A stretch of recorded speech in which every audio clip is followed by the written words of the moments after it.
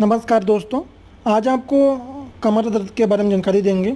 L4, L5, S1 disc bulge और टांगों की दबी हुई नस जो आपकी कमर से लगा के पैरों तक दर्द जाता है, तो इसका क्या कारण है।